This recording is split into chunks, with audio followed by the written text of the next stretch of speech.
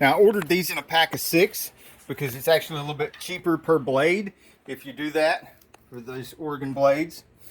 And nice impressive blades. They certainly look a lot better than these old beat up, poor, abused ones that I've had for a while here. Now I've got my coffee, I've got my glasses, and a little tip for you here. If you don't have a Milwaukee fuel, you want to hold on to this, take the cover off. It's just a little clip here. And you can put a wrench in here. Now this isn't in the off position. If you're going to be taken off, you want to put it over here so that when it turns, mine's long enough to hit the tire, but you probably have a shorter one, maybe hit right here or hit right here. But go ahead and turn it to where it's hitting so that when you're loosening up down there, it'll come on loose. Mine needs to go over here because I'm going to break this loose with the Milwaukee fuel. Then I'm going to be tightening with the torque wrench. If you see my last video about taking blades off, you'll notice that my bolts were getting old and I had some metal fatigue and actually broke one off in there. To watch the video to see how that turned out. Then I've got my new tin cans because mine were missing. And I figure if I'm going to put new bolts, new cup washers and everything on there, I'm going to replace the tin cans that have been missing for a while. Here's the lifesaver right here. And if you don't already know, this requires a 30mm socket. The most frugal way to get these is to get an off-brand like this, that I'll have a link in the description to one of these. This is an actual axle nut socket set. And the whole set, it cost about as much as 2 of these sockets. Now, at work, where I've got the Mac, which is quite a bit less than the Snap-on, it's still significantly higher priced than these. You might still want to go with a Mac or a Matco if you're going to be using them at work. But for home use or DIY, these are great. Now, I do not claim to be Mr. Safety, and I urge you not to do anything I do in these videos or anything that I say in these videos. But even I use jack stands.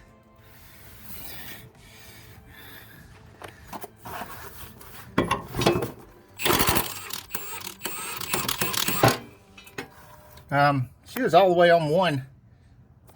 Can you see that? Just snatched that off like it was nothing. Put it down there. Okay, there goes everything in a pile of mess.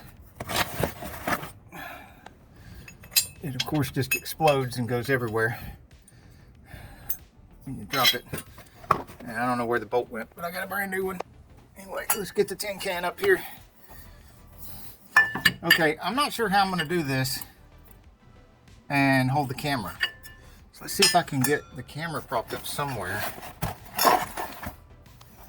Whoa. The hand!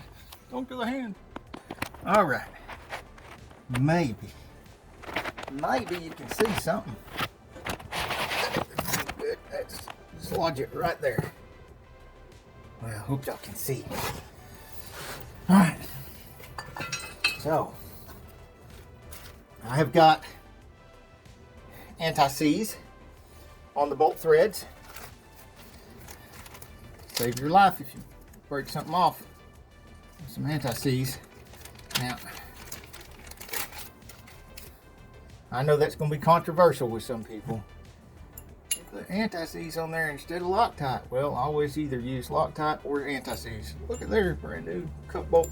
And notice my cup is set to go up. It is concave this way, convex that way. That's not going to do you any good.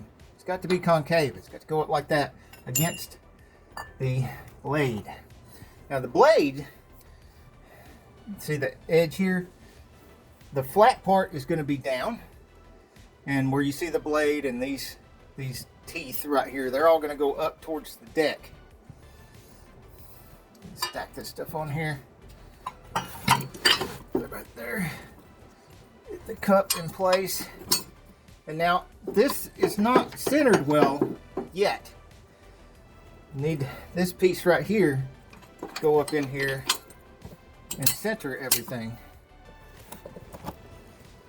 And even then, I think maybe these cupped washers are a little bit big they sent me. No, they're pretty darn close. Okay. Where's that bolt at? Here's the bolt. Now I know you might be saying that this is easier if you take the deck off and flip the deck over. And you are absolutely correct. It is easier to take the deck off and flip the deck over. Well, it's easier to do this once you've taken the deck off and flip the deck over, and putting the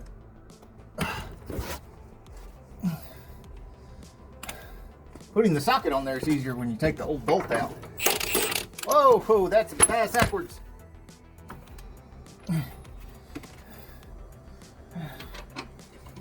We don't hide the mistakes here. We just make them. Right in front of God and everybody. Okay, let's get this started again. This party started. Okay. Now, where were we? If you take the deck off and do this while everything's upside down, gravity is working in your favor. It's very helpful, that old gravity. Very helpful when it's working in your favor. The problem is that by the time I take the deck off, I could already put the blades on here upside down. And you got to be upside down. Take that drive shaft loose to get the deck off. Now the other stuff, pins and stuff, you can take off while you're kneeling, which also hurts me because I have 2 ruptured discs in my back. So I don't like kneeling. Now, I don't know if you can see what I'm doing with this torque wrench or not. Mostly I'm just acting like I'm working. This ain't really work at all. Oh, now it's starting to be work. Oh gosh, it's starting to be work now. That's no longer acting. Okay, and where did my glasses go? Because I can't see nothing on this gauge here. Glasses. I'm blind. Oh wait, I had my eyes closed. Oh, here we go.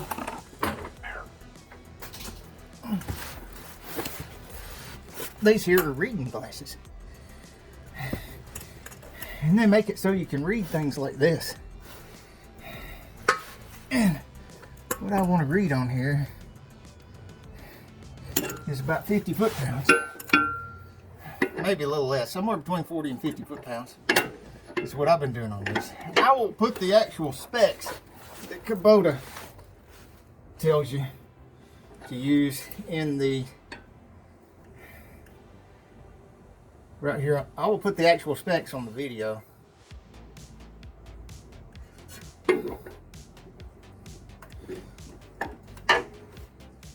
And maybe I'm wrong, maybe I'm right, doing somewhere between 40 and 50 foot-pounds.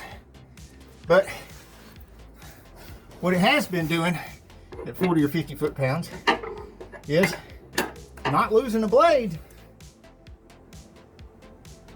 Okay, I had to do that really slowly because I had to let the cupped washer, I had to give it time to flatten out against the blade.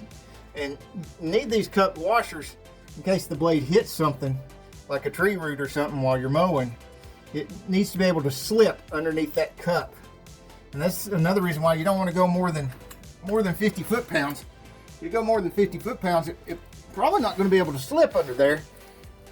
Then you're just going to end up with a broken or twisted blade.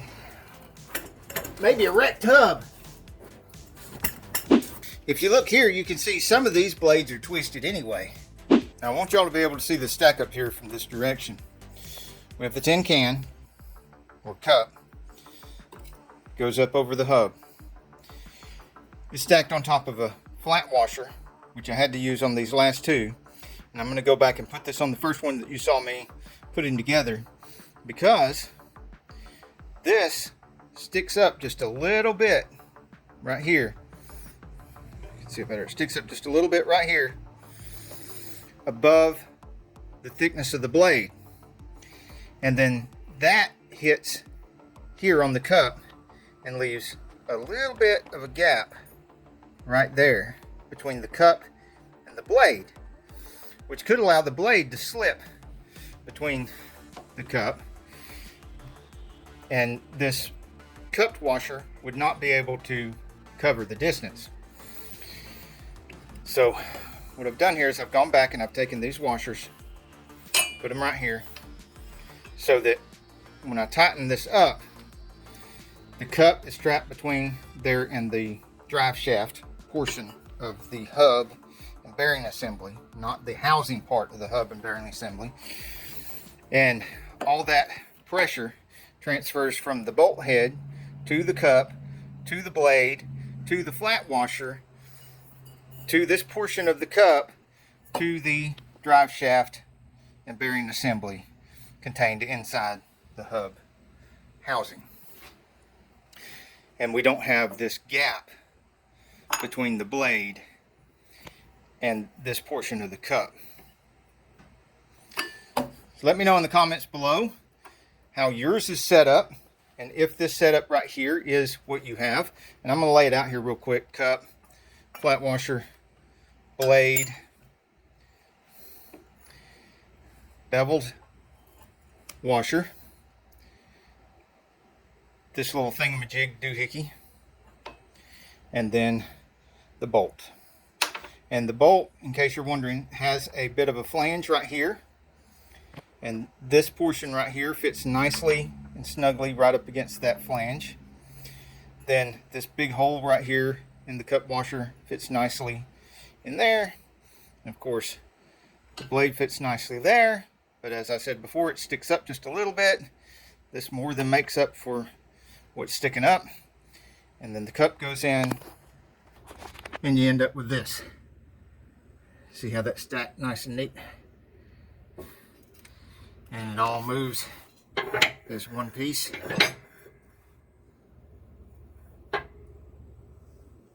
Bolt, washer.